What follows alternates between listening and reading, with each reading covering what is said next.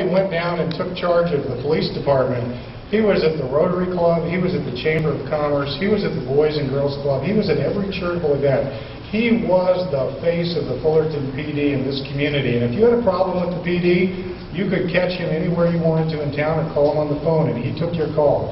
And throughout his tenure, we didn't have any of the problems they're alleging are happening like crazy right now.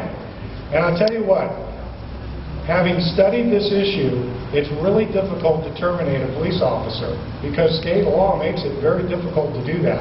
But Pat never would have tolerated any sort of corruption in his department, and there really was never problems when he was in charge.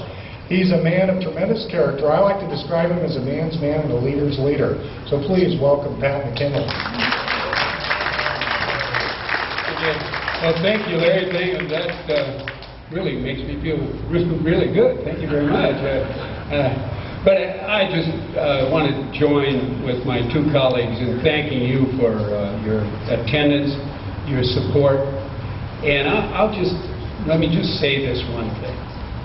I'm used to this kind of thing because I went through it a lot with Daryl Gates and so on and so forth when I was in Los Angeles.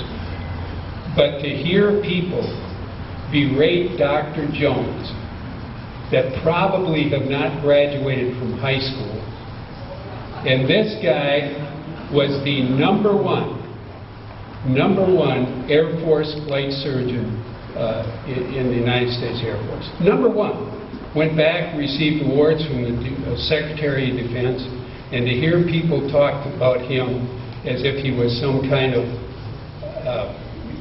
incompetent person is just beyond question.